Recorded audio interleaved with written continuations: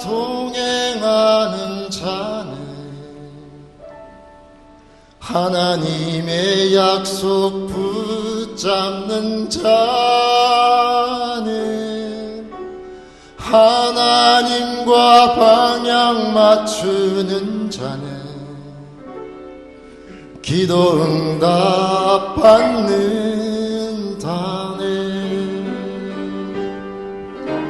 하나님의 인도받는 자는 예수 그리스도 누리는 자는 기도의 비밀을 아는 자는 모든 일에 응답받네. 우리 복음 증거하면서 어려운 일 당할 때 주님 응답하시네. 인도하시네. 약속을 붙잡고 나가는 자의 모든 길을 열으시고 축복하시네.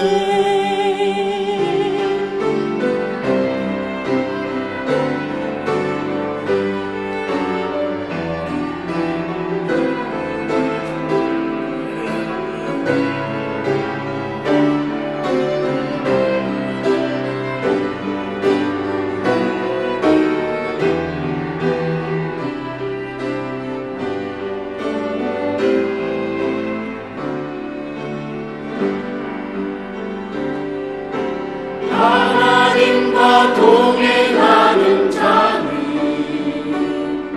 하나님의 약속 붙잡는 자는 하나님과 방향 맞추는 자는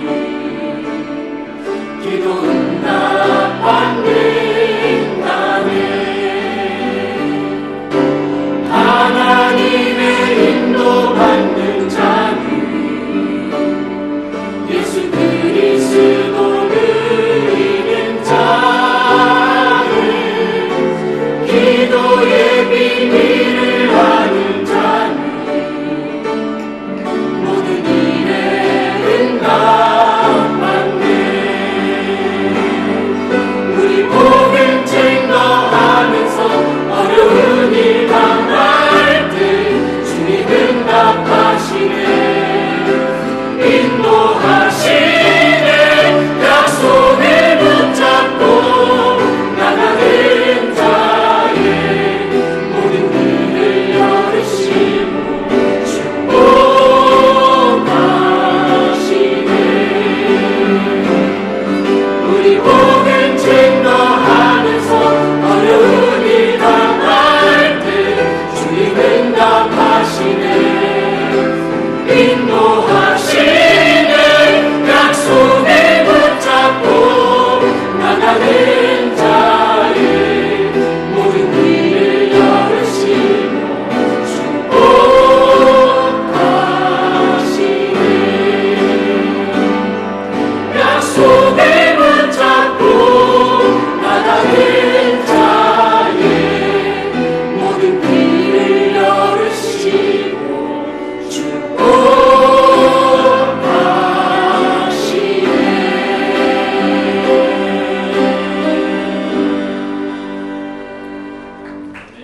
귀한 찬양 감사드립니다. 감사합니다. 제가 학생 때 저 찬양 가사 묵상하고 고백하면서 학교를 다니고 또 훈련받았던 기억이 나는데요. 오늘 아침에 귀한 찬양 감사드립니다. 명절 연휴 잘 보내셨습니까? 분명히 연휴로 시간을 보냈는데 여러분 얼굴이 왜 이렇게 더 피곤해 보이시는지 옆에 있는 분들에게 한번 인사하도록 하겠습니다. 예수는 그리스도십니다. 한 번 더 인사하겠습니다. 우리의 모든 문제를 해결하셨습니다. 아멘. 우리 추석 연휴를 보내고 또 뵙습니다. 안 아직 안 보이시는 분, 안 돌아오신 분도 계시는데요.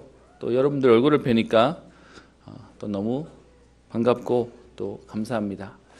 저는 연휴를 보낼 때마다 1년에 2번 있는 연휴인데요. 예전에 서울에 있을 때는 대구를 와야 되는 고민을 해야 됐는데 이제 대구에 있으니까 그 어딜 가야 되는 고민을 안 해야 돼서 좋기는 합니다. 이번에 어머니를 모시고 잠깐 이렇게 바람 쐬고 왔는데요. 저는 연휴를 할 때마다 생각나는 분이 한 분이 있습니다. 같이 사역했던 우리 장로님 또 권사님 가족인데요. 예전에 한번 소개를 했을 겁니다. 같이 뭐 교회에서 신앙생활도 하고요. 붙어서 섬기기도 하고 그리고 또 같이 운동도 좋아해서 같이 공도 차고 했던 그런 장로님입니다. 근데 이 장로님의 가정의 특징이 뭐냐 하면 장로님, 권사님 그리고 딸 하나, 아들 하나 이렇게 있는데요. 딸도 이제 딸, 아들 다 커서 다 장성합니다. 그런데 이 집안의 특징이 뭐냐 하면 설이나 그리고 그다음에 추석 명절이 되면 온 가족이 우리 본부 훈련에 들어가서 그냥 훈련 받는 것이 그냥 매년 스케줄이고 그냥 이렇게 계획이에요. 한 번, 두 번은 받는데 계속 그걸 받으니까요. 이유를 물어봤더니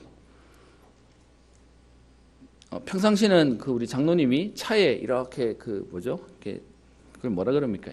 이렇게 생활 도구들을 실어가지고 이렇게 장사하러 이렇게 오늘 이 지역, 내일은 저 지역 이렇게 다니시는 분이세요. 그래도 성실하게 일을 하시다 보니까 자녀들 대학까지 다 보내고 직장생활 할 수 있을 때까지 하나님 응답을 주셨는데 평일날은 시간이 안 난다는 겁니다. 그래서 딱 연휴만 되면 가는데 그냥 그래서 훈련 받으시는 중심이 좋으신가 보다라고 생각을 했습니다. 근데 어느 날 본인에 대한 얘기를 꺼내시는데요. 뭔 얘기를 하시냐? 원래 불신자였던 장로님, 우리 남자분이 교회 다니는 우리 권사님이랑 결혼을 했는데 워낙 그 교회를 싫어했기 때문에 아내도 교회를 못 가게 막았다는 겁니다. 그래서 하루 이틀 살고 이렇게 하는데 문제는 뭐냐? 그 교회 가시다가 시집 와가지고 교회를 안 가시는 권사님이 그때만 해도 그냥 이제 주부죠. 몸이 너무 아프셔서 그냥 날마다 아픈 게 그냥 일이었다는 겁니다. 몸이 약해가지고 아프고 병치레를 하고 그러면서 집에 누워있는 날이 더 많아서 그러면서 항상 아내를 걱정하고 있던 찰나에 누가 그런 얘기를 하더랍니다. 교회를 가면 낫는다. 그래서 그 말을 듣고는 교회를 너무 싫어하는데도 아내가 낫는다고 얘기하니까 그러면 교회 가봐라 라고 해서 본인은 안 가시면서 아내만 교회를 보냈다는 겁니다. 그렇게 교회를 보냈는데 여러분 교회 간다고 아픈 사람이 교회 오면 안 아픕니까? 금방 낫습니까? 그래도 이 권사님 입장에서는 처녀 때 교회를 다니다가 결혼하고 못 다닌 교회다 보니 몸이 낫냐 안 낫냐를 떠나서 교회로 오는 것마다 너무 행복하고 좋더라는 겁니다. 그래서 계속 아픈데도 불구하고 안 아프다면서 교회를 꼬박꼬박 다니셨답니다. 그러다가 그 교회가 우리가 하는 이 복음운동을 만나게 되어서 이제는 이 복음이 뭔지를 알게 되고 그러면서 집에서 말씀운동이 시작됐다는 겁니다. 그래서 주말마다 주변에 있는 사람들이 와서 성경 공부를 하고 말씀운동을 하고 하는데도 평일날 주중에는 나가서 일하시는 분이 주말에는 집에 와 있는데도 불구하고 여러분 아시죠? 예전에 우리 구역 예배하면 분명히 거실에서 예배를 드리는데도 방에 들어가서 안 나오시는 거예요. 그런데 일부러 그 방에 들리라고 그쪽을 향해서 메시지를 하는 겁니다. 복음편지 1과 왜 인간은 하나님 행복이 없나요? 왜 인간은 하나님 만날 수 없나요? 어떻게 하나님 만날 수 있나요? 그 메시지를 하는데 첫째 주도 안 나오고 둘째 주도 안 나오던 분이 셋째 주가 딱 되었더니 말씀 공부하고 나갔던 이분이 그 다음부터는 나도 다음에는 그 길을 참여하겠다고 했다는 겁니다. 그러면서 그분의 배경에 대한 얘기를 듣게 됐는데요. 그 장로님은 강원도에 저렇게 꼴짜기에 사시는 분이랍니다. 그 꼴짜기에 살면서 본인은 어머니 아버지가 옛날 분이시니까 되게 크다고 생각했는데 그 어머님이 집에다가 방 하나에다가 신고 자라는 그런 인생을 살았다는 겁니다. 그러다 보니까 자기 마음속에 나는 교회 가면 안 되는구나라고 생각하고 그리고 신이 있다면 왜 이렇게 우리 집은 어렵고 힘든 거야 라고 생각했었는데 복음편지 1과 2과 3과 4과를 하면서요. 왜 우리 집이 안 되는지에 대한 부분에 답이 딱 왔답니다. 그래서 그 길로 예수 믿고 그 집안이 복음 운동 속에 완전히 들어온 겁니다. 근데 문제는요, 여러분 우리가 무당에게 복음을 전하거나 저 스님에게 복음을 전하면 남들이 보면 아마 종교 싸움 한다고 얘기할 겁니다. 그럼에도 불구하고 왜 해야 되는지 아십니까? 그 장로님이 집에 가서 자기가 예수 믿고 복음을 전했더니 이 복음이 먹히기는커녕 쫓아냈다는 겁니다. 다시는 집에도 오지 말고 너는 우리 자식 아니야 라고 내쫓겼다는 겁니다. 몇 번을 찾아가서 복음 전하려고 가봤는데 전혀 먹히지가 않으면서 이 장로님 가족이 명절 때마다 가족을 찾아가는 대신 어차피 가도 환영도 못 받고 오지도 못하게 하니까 그래서 이 장로님 가족은 정했다는 겁니다. 그럼 우리 가족은 오늘부터 우리는 훈련받으러 가는 거야. 그래서 명절 때마다 훈련받으러 꼬박꼬박 가시는 겁니다. 제가 장로님께 여쭤봤습니다. 장로님 그래도 가족인데 안 보고 싶으세요? 라고 얘기했더니 복음 안 믿는 가족 때문에 안타까운 마음은 있는데 만나봐야 싸움밖에 안 한다는 거예요. 그 집안에 장로님 가족 말고는 아무도 예수 안 믿는데 그 본인 가족을 놓고 온 집안에 싸움이 나니까 오는 것도 안 좋아하고 가도 편하지 않아서 그냥 우리는 훈련받는 대로 인생 결정했습니다 하시는 분이셨습니다. 저는 그래서 지금도요 명절이 되면 그분 생각이 납니다. 이번에도 훈련 받으러 가 계시겠지? 그 자녀들을 제가 가르쳤었는데요. 여러분 어떻게 생각하십니까? 남들이 보면 이상하다고 할 수도 있고요. 남들이 보면 약간 우리 세상 말로 조금 미쳤다고 할 수도 있을 겁니다. 그런데요, 진짜 복음의 비밀을 알고 나면 우리를 운명에서 저주해서 우리를 지옥의 권세에서 해방하신 이 복음의 비밀이 너무 감사한 겁니다. 여러분 이번 명절 때 오랜 시간 동안 고향 갔다 오신 분도 계실 거고요. 또 오늘 뵀더니 저 멀리 비행기 타고 또 명절 새로 오신 분도 또 뵙기도 합니다. 또 고향에 가고 싶지만 가지 못하고 연휴 때 집에 계시는 분도 계실 겁니다. 여러 형편과 상황들이 있을 텐데요. 그 가운데 우리는 오늘 기억해야 될 게 있습니다. 저와 여러분들이 어떤 신분과 어떤 정체성을 가지는 사람인지를 오늘 알아야 되겠습니다. 저와 여러분들은요 구원받은 하나님의 자녀입니다. 여러분 이 구원이란 축복은 너무 감사한 거예요. 저는 그 장로님이랑 대화하면서요 장로님 눈빛을 봤더니 그 장로님 가족 못 본다 서운한 거 하나도 없어요. 오히려 내가 거기서 나와서 좀 그런 건 있는 것 같아요. 여러분 무속인들도 여러 종류가 있습니다. 제가 예전에 한번 말씀드렸죠. 신받아서 점 쳐주고 남의 인생을 맞춰주는 인생을 사는 그런 무속인이 있습니다. 그거 말고요. 자기는 신을 받았는데 자기 혼자 집에다가 신당 차려놓고 자기만 모시는 그런 신받은 사람도 있습니다. 남 인생을 맞춰주고 점 봐서 사는 인생도 있고요. 그냥 내가 내 신을 모셔놓고 집에다가 갖다 놓고 산당 차려놓고 거기서 매일 절하고 섬기는 사람도 있습니다. 또 마지막 경우도 있는데요. 그 사람은 어떤 사람이냐? 신받았지만 집에 차리지 않고 때가 되면 나가야 돼요. 저 산으로 저 깊은 물속으로 가서 깊은 물가가 있는 냇가로 가서 거기서 기도하고 와야 되는 거예요. 이 종류 가운데 그 장로님의 어머님은 집에다가 차려놓고 하고 있었던 것이죠. 그럼 아마 여러분들 기억 속에서도 우리 주변에 우리 친척이나 우리가 아는 동네 어떤 사람들이 집에다 뭐 차려놓고 자기만 이렇게 했던 경우들을 보면 우리가 아마 구별이 되겠죠. 여러분 그렇게 사단에게 눌려있는 인생을 살아야 되는 우리를요 하나님은 구원받아 하나님께 예배드릴 수 있는 구원받은 하나님 자녀로 우리를 세우셨다는 것입니다. 여러분 이게 우리에게 얼마나 감사한 건데요. 그런데 우리는 이 감사가 너무 당연하다 보니까 감사를 모르고 살죠. 오늘 제가 여러분 페이퍼에다가 써놨던 게 있는데요. 많은 사람들은 천사를 부러워합니다. 능력이 있으니까 또 천사는 대단한 능력이 힘이 있다고 생각하니까 천사를 부러워합니다. 여러분 천사와 나 누가 더 좋은 겁니까? 많은 사람들은요 천사가 더 대단하다고 얘기합니다. 그런데요 천사와 우리의 가장 큰 특징은 뭐냐? 능력은 있지만 천사는 하나님이 부리시는 종이에요. 그러다 보니까 천사가 여러분 아시죠? 하나님께 대들었다가 하나님께 쫓겨나서 사단과 마귀가 되었다고 우리가 알고 있는데요. 천사는 봐주지 않았어요. 용서가 없었어요. 그런데요, 저와 여러분들은 천사보다 능력이 없는 것처럼 보이지만 우리는 선악과를 따먹었음에도 불구하고 하나님 우리에게 어떻게 해요? 여인의 후손을 통하여 다시 회복할 수 있는 기회를 주세요. 뭐가 다른 겁니까? 신분이 다른 거예요. 시편 8편 5절에 보면 이렇게 되어 있습니다. 그를 하나님보다 조금 못하게 하시고 영화와 존귀로 관을 씌우셨나이다. 혹시 예전 개역, 지금 우리 성경은 개역 개정 성경인데요. 개역 한글 성경을 가지고 계시는 분은 이때 번역이 조금 달랐어요. 그를 천사보다 조금 못하게 했다라고 되어 있습니다. 원래 원어적인 면에 엘로힘이라고 쓰여졌는데 그 엘로힘이 어떤 때는 천사라고 번역하고 어떤 때는 하나님이라고 번역했는데 옛날 성경에는 천사라고 번역을 해놨어요. 그러다 보니까 우리가 천사보다 조금 못한 것처럼 생각이 되어버린 것이죠. 근데 사실은요, 천사보다 우리가 못한 게 아니고 이번 성경에서 개정으로 바뀌면서 그 뜻을 바로 잡았어요. 그래서 그를 하나님보다 조금 못하게 하시고 예수 그리스도를 설명하는 겁니다. 그래서 그 그리스도를 통하여 그리스도를 입은 저와 여러분들을 어떻게 해요? 천사와 비교 안 되는 응답받을 신분과 권세를 가진 존재로 우리를 세우신 것입니다.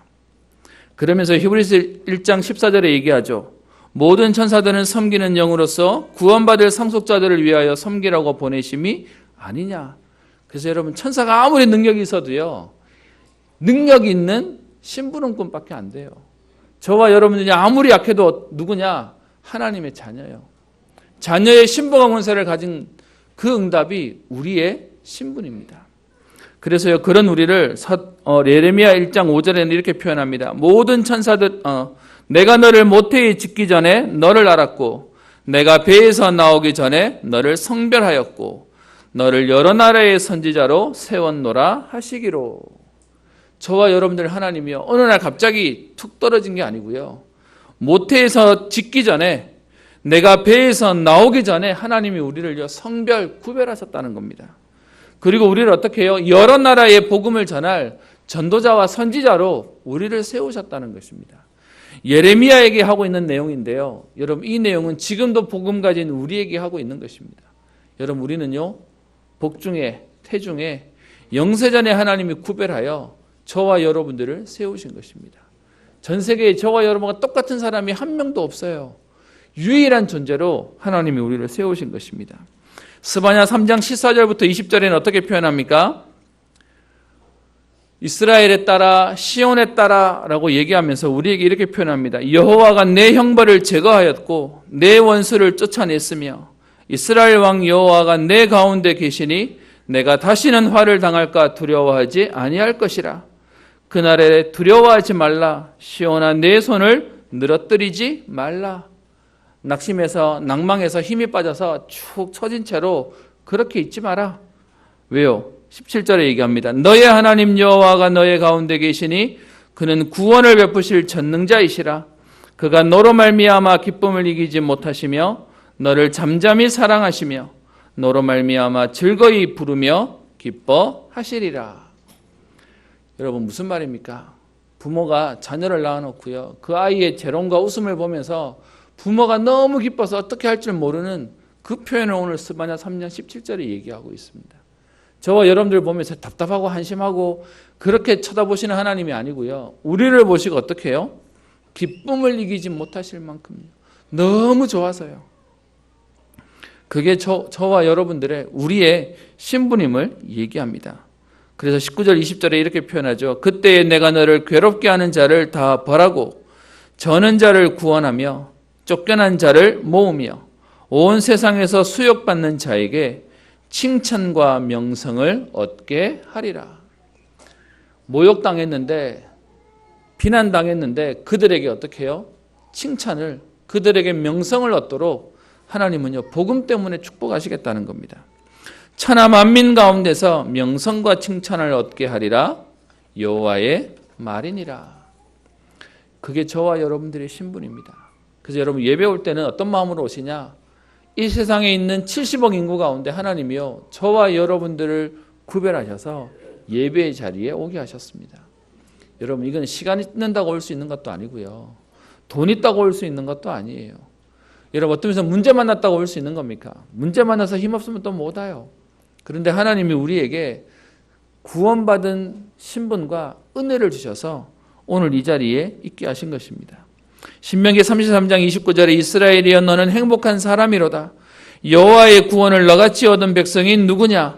그는 너를 돕는 방패시요 내 영광의 칼이시로다. 내 대적이 내게 복종하리니 내가 그들의 높은 곳을 밟으리로다.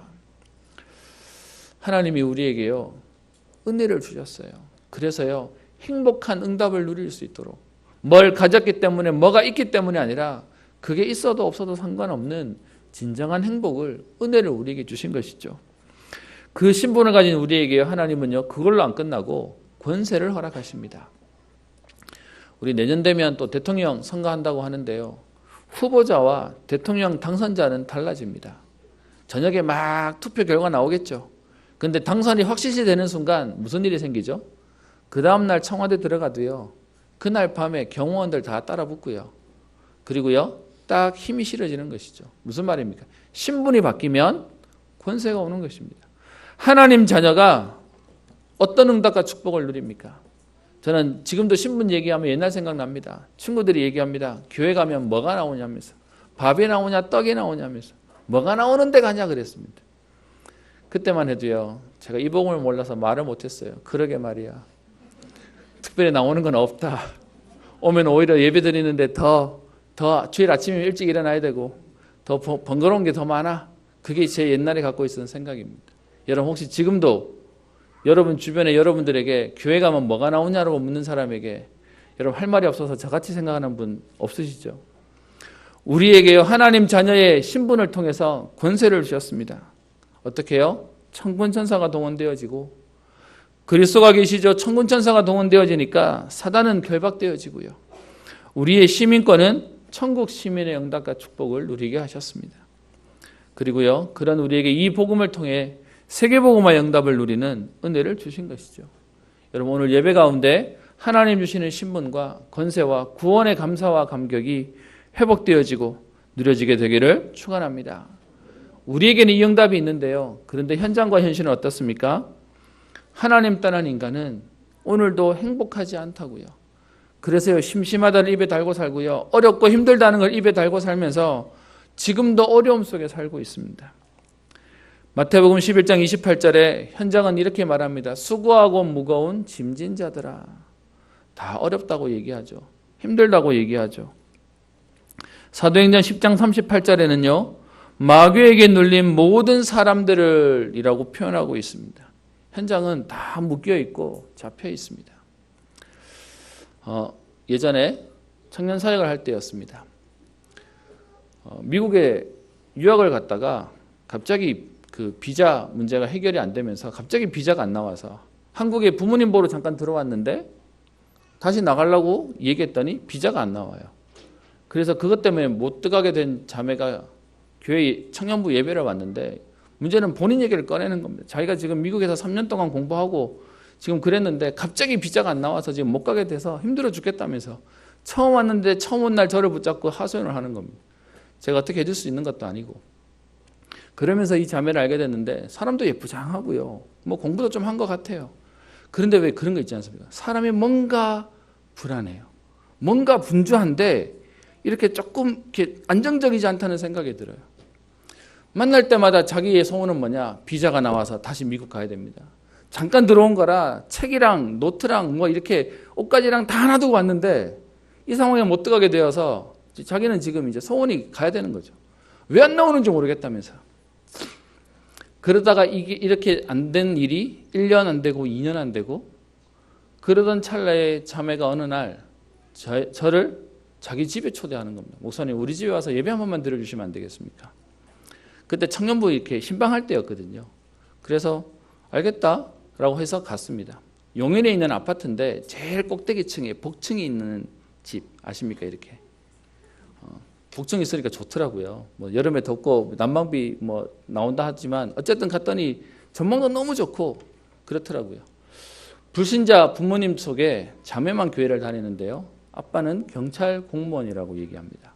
그냥 조금 급수가 있는 공무원이라고 하는데 그 집에를 갔더니 신방을 마치고 난 뒤에 그 자매가 저를 한 방을 데려가는 겁니다. 그리고 문을 이렇게 열어주는데 방이 하나 이렇게 있어요. 책상도 있고 이렇게 누구 방인데? 라고 얘기했더니 죽은 오빠 방이라는 겁니다. 그래서 뭔 얘기를 하냐, 자기가 미국 가게 된 배경이 뭐였냐면 오빠가 공부를 잘하고 참한 엘리트였답니다. 그래서 온 아빠와 엄마의 관심이 이 오빠에게 있었대요. 근데 그 오빠가 학교 다니면서 뭔 일이 있었는지 뛰어내려서 죽어버린 겁니다. 그랬더니 그 부모님이 그 오빠의 모든 소지품을 그대로 남겨놓는데 이게 지금 10년이 넘은 것, 그 방을 그대로 놔둔다는 거예요. 지금도 이 방을 못 치운다는 겁니다. 집이 당첨이 되어서 이사를 갈 수도 있는데도 불구하고 집에 여유도 있어서 갈 수도 있는데도 이거를 손을 못 대게 있어서 지금도 그러고 산다는 겁니다. 그러면서 모든 관심이 오빠에게 있었는데 오빠가 저러고 나니까 부모님이 딸은 하고 싶은 거 하면서 살라고 해외도 보내주고 뭐 이러면서 지금 나오게 됐다는 겁니다. 그래서 우리 집을 놓고 기도해 주세요를 보게 되었습니다. 저는 지금도요 그 방에 있는 모습들을 보고 잊을 수가 없습니다. 나중에 그 어머님이 교회 출석을 조금 하셨거든요. 그러면서 대화를 하는데 그 어머님도 사람이 참하게 생기셨어요. 근데 여러분 자녀를 마음에 품고 사는 이분은 뭔가 분위기가 어두우신 거예요. 저걸 여러분에게 왜 하냐? 여러분 아마 우리 주변에도 그런 사람들이 있을 겁니다. 평생 그것이 마음에 딱 짐이 되어서 아픔을 가지고 살아야 되는 사람도 있을 것입니다. 여러분 이건 누구의 잘못이라고 우리가 탓하기 이전에 현장은 지금도 고통 속에 아픔 속에 그러면서요 어려움 속에 살아가는 것이 현장의 모습입니다. 에베소서 2장 3절에는 성경이 이렇게 표현합니다. 본질상 진노의 자녀이었더니 아무리 노력하고 아무리 열심히 살아도요 안 되는 인생으로요. 세상 말로 말하면 재수 없는 인생 계속 가는 겁니다. 본질상 진노의 자녀라고 안 되는 것들이 계속 쏟아진다는 것입니다. 그 현장에 오늘 전도자가 하나님이 전도자를 보내신 것입니다. 우리 지난주에 아시아와 또 비두니아로 가고자 하는 바울의 일행을 하나님이 마게도냐로 가게 하시는 것을 보게 되었습니다. 오늘 그 바울이 11절에 이제 마게도냐 지역의 첫 성인 빌립보로 가게 되는 내용을 함께 보도록 하겠습니다. 옛날 얘기, 성경은 우리 옛날 얘기를 하는 게 아니고요. 오늘 우리에게 교훈으로, 오늘 우리에게 응답받을 성취될 말씀으로 주시는 것입니다. 같이 봅시다. 우리가 드로아에서 배로 떠나 사모드라게로 직행하여 이튿날 네아폴리로 가고, 바울이 아시아로 가려고 아무리 애를 썼는데도 막혔잖아요.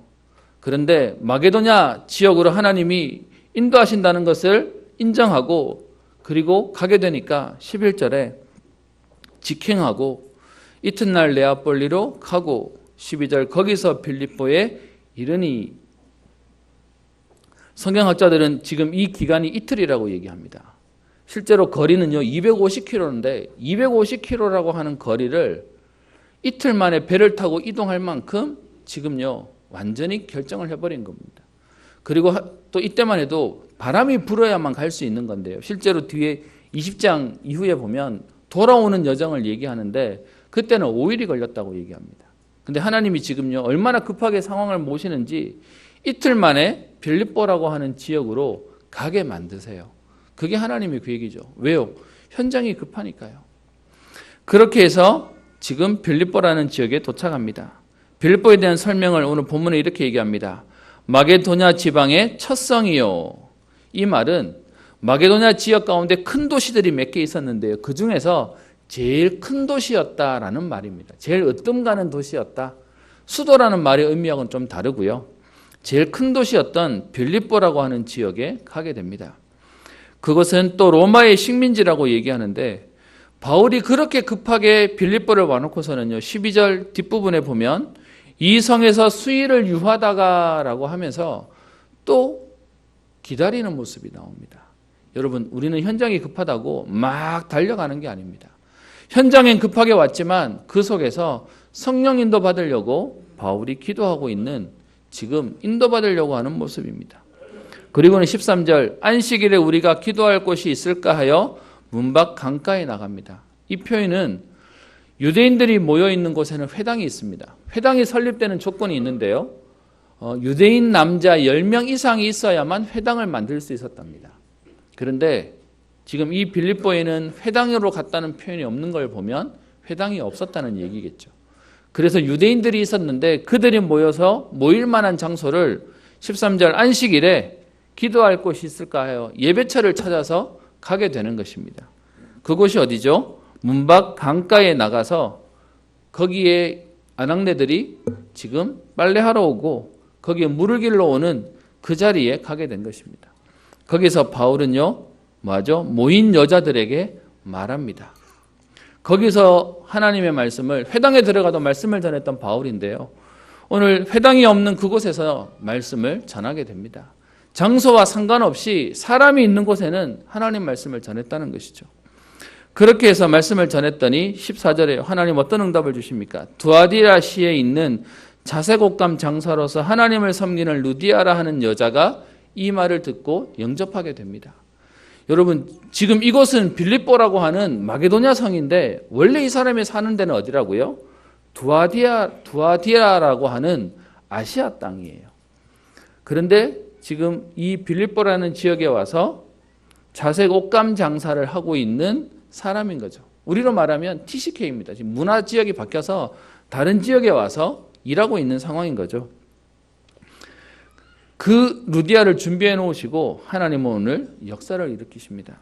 오늘 읽기를 여러분과 15절까지만 읽었는데 오늘 16장에 있는 내용 속에 하나님이 이 빌립보라고 하는 지역에 앞으로 뒤에 계속해서 가는 지역마다 무슨 일이 생깁니까? 복음받을 자, 구원받을 자, 또 영생받기로 작정된 자를 준비하셔서 그들에게 복음이 증거되어지고 생명 얻는 역사가 일어나게 만듭니다. 그래서 빌립보 지역에서 하나님이 하셨던 사역이 첫 번째가요. 오늘 14절에 루디아라 하는 한 여자가 말을 듣고 있을 때 주께서 그 마음을 열어 바울의 말을 따르게 하신지라. 루디아가 하나님 말씀을 듣고요. 영접하게 됩니다. 그리고 세례를 받게 되는데 루디아 개인뿐만 아니라 15절에 보면 그와 그 집이 다 세례를 받았다라고 되어 있습니다. 여러분, 이걸로 끝나지 않고요. 16절에 보면 우리가 기도하는 곳에 가다가 이 얘기는 한 주간이 더 지나간 거예요. 일주일이 지나가서 그 다음 주일 안식일이 된 겁니다.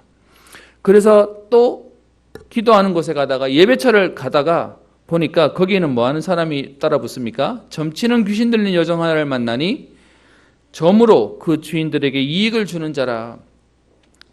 이 귀신 들린 여종의 귀신을 쫓아내는 일이 생깁니다. 18절 바울이 그 귀신에게 이르되 예수 그리스도의 이름으로 내가 네게 명하노니 그에게서 나오라 하니 귀신이 즉시 나오니라. 현장에는요 루디아처럼 갈급한 사람이 기다리고 있었습니다. 현장에는요 오늘 이름은 말하지 않지만 귀신 들려 점치는 여종과 같이 지금 귀신 들려가지고 인생에 붙잡혀 있고 매여 있는 인생을 사는 사람의 모습도 나와 있습니다. 여러분, 무당이 다른 사람 인생 맞추니까 대단해 보이십니까? 여러분, 일단 무당집에 한번 가보셨습니까? 전도하러 가봤더니 일단 들어가면 큰 소리부터 칩니다. 거의 기싸움이거든요. 그래서 많은 사람들이 가면 또 영향받기도 합니다. 여러분, 그 무당에게 속지 마세요. 무당 한 방으로 끝내는 말이 있습니다. 큰 소리 치거든요. 자기가 누구도 맞췄고 이것도 맞췄고 저것도 맞췄다고 얘기합니다. 그 사람에게 당당하게 얘기하세요. 그렇게 좋으면 당신 자녀도 당신 가족도 이거 했으면 좋겠습니까? 조금 떨어져서 말씀하세요. 이거 하면 뒤집어집니다. 그 사람들. 그거 하기 싫어서 내가 하는 건데 여러분 그렇게 당당한 말을 해도요. 이거 마지못해서 하고 있는 거예요. 이거 딴 사람 데 갈까 봐 내가 지금 내 인생 하나 희생해서 다른 데 못 가게 하겠다고 지금 막고 있는 거죠. 근데 여러분 안타까운 게 뭔지 아십니까? 다른 사람한테 안 가고 너로 끝내겠다고 하는 그 귀신이 결국은요 그 자녀들에게 또 가요. 또 괴롭혀요. 그게 현장의 모습입니다. 오늘 제가 새벽에도 얘기를 드렸는데 요즘 그 연예인 중에 그 송가인이라고 트로트 걸 뭐 해서 있더라고요. 제가 그 친구 오디션 하는 모습을 본 적이 있습니다. 여러분 대단해 보이는 사람처럼 보이지만 죄송하지만 그 사람의 어머니가 누구냐 하면 무당입니다. 고 노무현 대통령의 그 식김굿을 해주는 그 굿의 문화재 전수자로 받은 사람이 송가인의 어머니입니다. 저는 인생은 응원하고 싶습니다. 사람은 응원해주고 싶은데요. 아무리 그렇게 열심히 해도 어느 날 딱 운명 속에 걸릴 겁니다. 그래서 복음 전해줘야 됩니다. 그거 아니면 어느 날 걸리는 문제를 이길 수 없을 것입니다. 그리고 뒤에 19절에 이 일 때문에 귀신이 떠나가고 나니까 점이 안 되는 거예요. 그래서요, 그 여종의 주인이 바울과 실라를 거짓말합니다. 21절, 로마 사람인 우리가 받지도 못하고 행하지도 못할 풍속을 전한다 하거늘. 그래서 무리가 일제히 일어나 고발해서 감옥에 갇히게 됩니다. 사실은 바울은요, 로마 시민권이 있기 때문에 시민권만 보여주면 불구속 상태가 될 수 있는 특권이 있었습니다. 그래서 재판을 불구속 상태로 재판도 받을 수 있고요. 재판 받기 전에는 형도 받지 않을 수 있는 특권이 있었어요. 그런데 얼마나 지금 급하게 했는지, 보여줬는데도 말을 안 들었는지 지금요 맞아서 감옥에 들어가게 된 겁니다. 그런데 거기서 25절, 한밤중에 바울과 실라가 기도하고 하나님을 찬송합니다. 왜 바울이 이게 가능하죠? 복음 전하다가 맞았는데요. 안 맞을 수 있는 특권과 권세도 있는데, 그런데 지난주에 말씀드렸던 문제 속에 하나님의 계획을 알고 있었던 겁니다. 문제지만 사실은 여기에 하나님의 숨은 계획이 있음을 알고 있었으니까 거기서요 기도하고 찬송하는 거죠. 그랬더니 지진이 나서 문이 열리고 옥토가 움직이고 모든 사람이 매여 있는 것이 벗어집니다. 도망갈 기회가 온 것이죠. 그런데 바울은 도망가지 않습니다. 왜요? 거기에 하나님 계획이 있으니까요. 27절, 간수가 자다가 옥문이 열린 것을 보고 죄수들이 도망한 줄 알고 칼을 빼어 자결하려 하거늘. 여러분, 간수가 대단한 능력이 있는 것처럼 보이지만 죄인 한 명이 도망갔으면 이것 때문에 피해를 입을까 봐 그냥 죽는 게 낫다라고 할 인생이면 이 인생도 행복한 인생 아닌 거죠. 매여있고 묶여있는 인생이죠. 바울이 28절, 소리질러 내 몸을 상하게 하지 말라, 우리가 다 여기 있다. 그래서 간수가요 쫓아 들어와서 이 30절 얘기합니다. 선생들이여 내가 어떻게 하여야 구원을 받으리이까. 그때 바울이 전합니다. 주 예수를 믿으라, 그리하면 너와 내 집이 구원을 받으리라. 그래서요 이 복음 때문에 32절, 주의 말씀을 그 사람과 그 집에 있는 모든 사람에게 전하니, 33절에 그 시각에 간수가 그들을 데려다가 맞은 자리를 씻어주고 자기와 그와 온 가족이 다 세례를 받고, 34절에 그와 온 집안이 하나님을 믿음으로 크게 기뻐하니라. 하나님이 현장에요 사람을 살리는 역사들을 주시는 것입니다. 오늘 제목을 전도해야 하는 이유라고 잡았습니다. 왜 그렇습니까? 빌립보 현장에 있는 옛날 얘기를 하는 게 아니고요. 오늘도 현장에 루디아와 같은 사람이 현장에 예배되어 있습니다. 현장에 지금 귀신 들려 점하는 그 여정과 같은 인생이 현장 속에 있는 것입니다. 능력 있고 권세가 있어 보이는 간수인데요. 자기 잘못 하나 때문에 자기 인생을 끝내야 될 만큼 묶여있고 매여있는 인생을 사는 간수들이 살고 있는 겁니다. 그들에게 오늘 뭐 하면 됩니까? 복음만 전하면 됩니다. 고린도서 1장 21절에 이렇게 얘기합니다.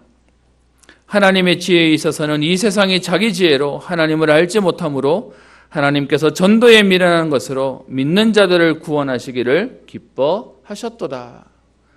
전도에 미련한 것이라고 알고 있대요. 그런데 하나님이 이 일을 통해서 구원하시기로 만드신 것입니다.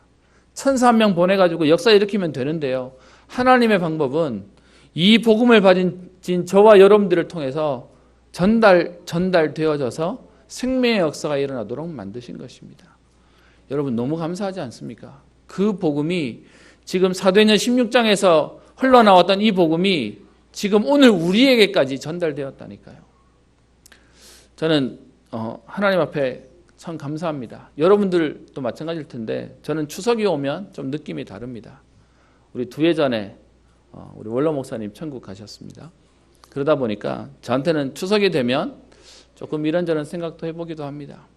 근데 감사한 건요, 우리 삼형제에게 복음 전해주시고 또 전도자의 가정과 또 목회자의 가정의 응답들을 주셨음도 보게 되어집니다. 하나님이 응답하셨구나. 하나님이 정확하게 역사하셨구나. 고생처럼 보이고 힘든 것처럼 보였는데 축복의 걸음 속에 하나님이 우리를 인도하셨구나가 보여집니다. 여러분, 지금 하나님이 우리에게 전도의 미련해 보이는 이 일을 통해서 우리를 살리셨고, 이 일을 통하여 또 다른 복음을 받을 자를 예배해 놓고 전달되기를 기다리고 계시는 것입니다. 마가복음 9장 29절에는 이렇게 표현하죠. 이르시되 기도 외에 다른 것으로는 이런 종류가 나갈 수 없느니라. 여러분, 다른 것으로는 안 된다라고 성경은 분명히 얘기하고 있습니다. 그러면서 디모데후서 4장 1절부터 5절에 바울이 디모데에게 마지막 당부하는 내용이죠.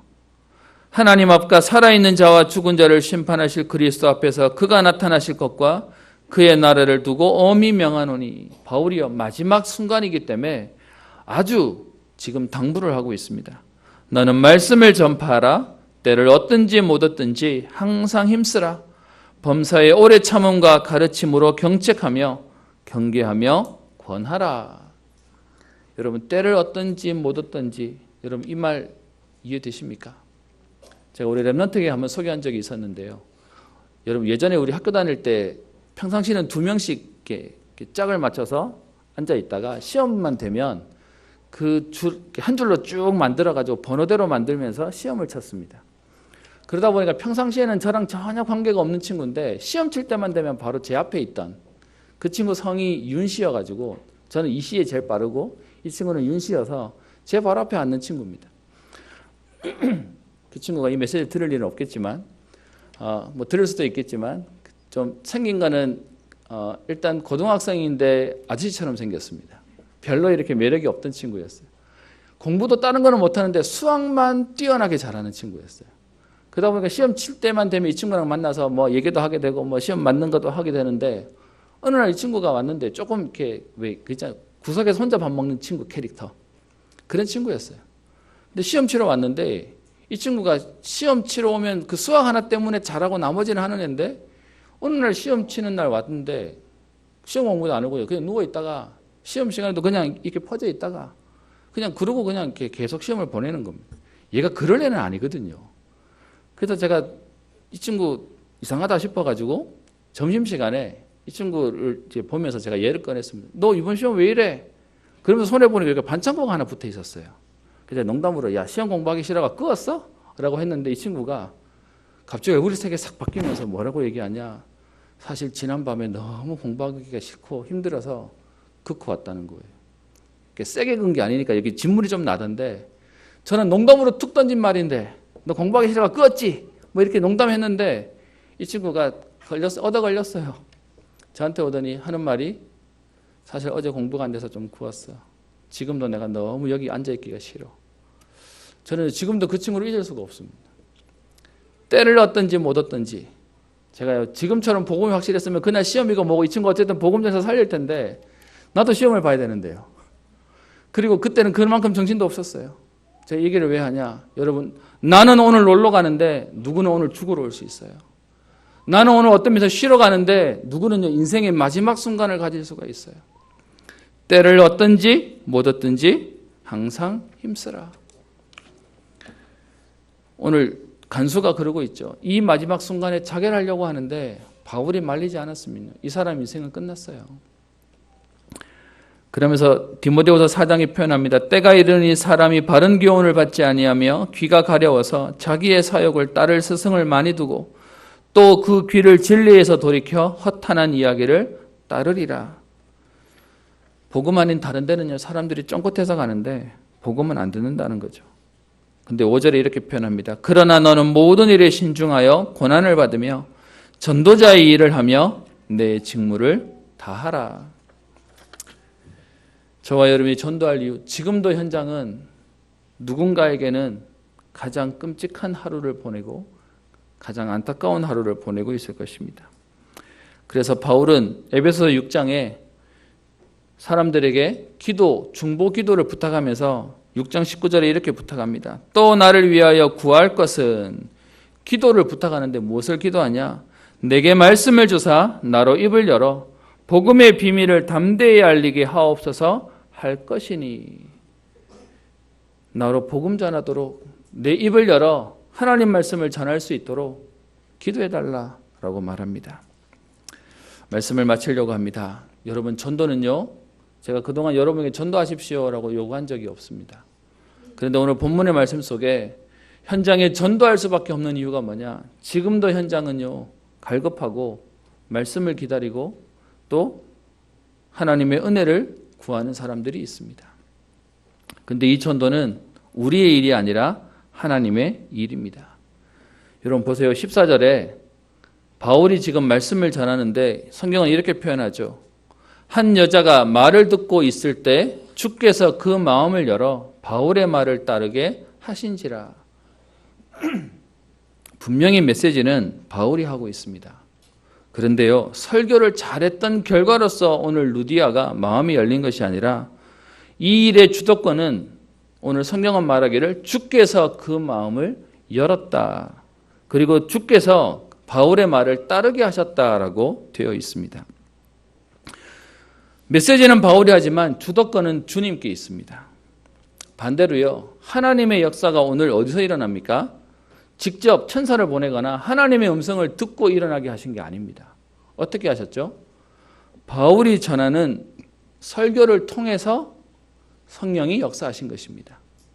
그래서 이건요, 하나님이 하시는 방법이 이겁니다. 우리가 했기 때문에 되는 것도 아니고요, 하나님이 직접 하시지도 않아요. 그래서 지금도요, 이 복음 때문에 전국과 세계에 우리 선교사님들이 또 우리 산업인들이 복음 가진 우리 평시도 선교사가 나가서 이 복음을 전하는 것이죠.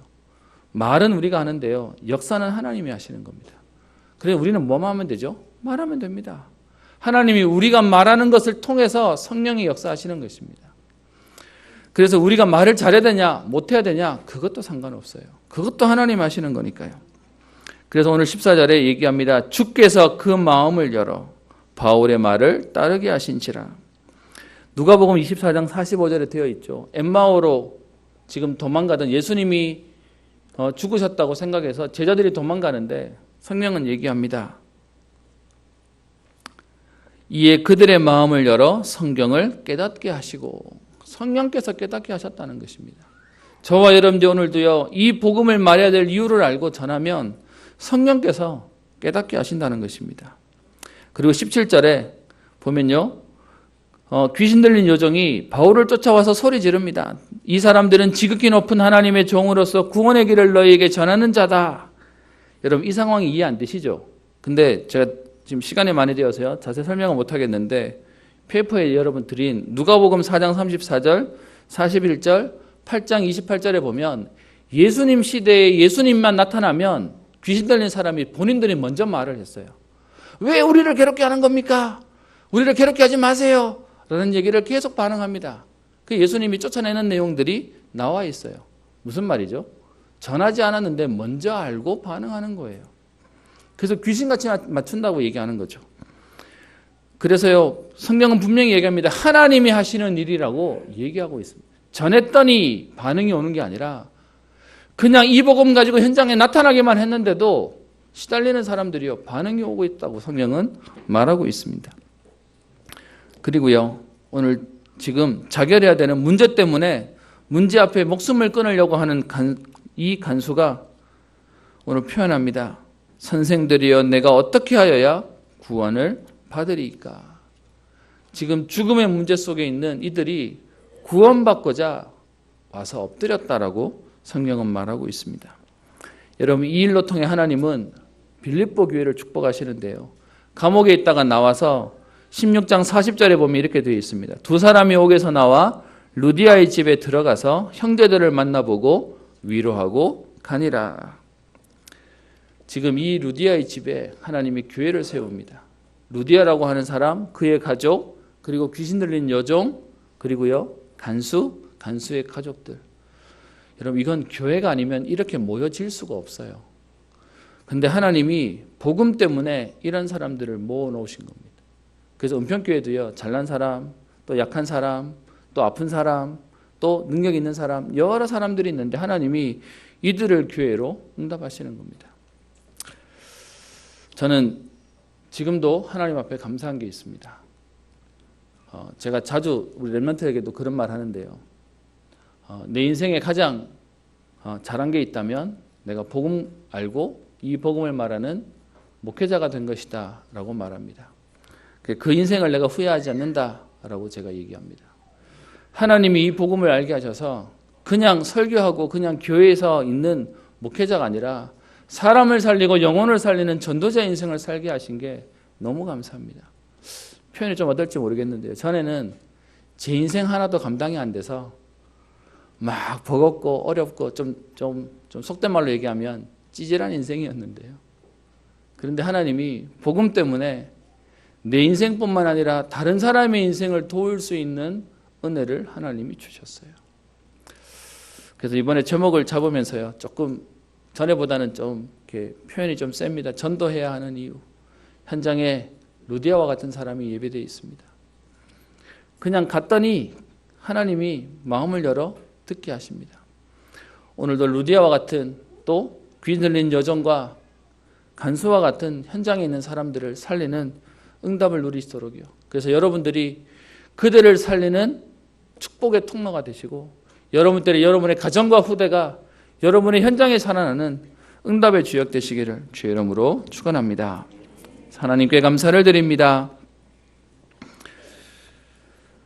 구원받은 하나님의 자녀로 우리를 모태로 우리가 배에서 나오기 전에 우리를 구별하여 세계를 살릴 전도자로 부르시며 우리를 행복한 하나님의 자녀로 부르셔서 세계복음화의 축복을 누릴 응답 속에 오늘 이 자리에 있게 하신 주님, 전도자를 통하여 빌립보 지역에 일어났던 현장의 역사들이 오늘 우리의 현장에 성취될 응답으로 누려지게 하옵소서. 루디아와 같은 갈급한 자들을 찾고 만나며 세우는 응답이 있게 하여 주옵시며 나를 주 믿는 자로 알거든 내 집에 들어와 유하라고 강권할 만큼 복음에 담는 제자를 세우는 응답의 걸음 되게 하옵소서. 귀신 들려 종의 인생을 살고 있는 여정을 살렸던 것처럼 오늘도 복음 때문에 현장에 흑암이 떠나가며 귀신이 떠나가며 질병이 떠나가며 저주가 떠나가는 응답들을 누리게 하여 주옵시며 하나님, 그래서 오늘 간수와 같은 생의 마지막 시간에 답이 없는 저들을 살리는 응답의 걸음 되도록 역사하여 주옵소서. 그렇게 하나님 우리를 서밋으로 세우시겠다고 약속하셨사오니 오늘도 하나님 주시는 힘을 얻고 답을 얻는 전도자의 걸음 되게 하여 주옵시며 이곳에서 예배드리지만 우리가 관계된 모든 현장에 살아나는 응답을 누리게 하옵소서. 감사드리며 살아계신 우리 주 예수님 이름으로 기도합니다. 아멘.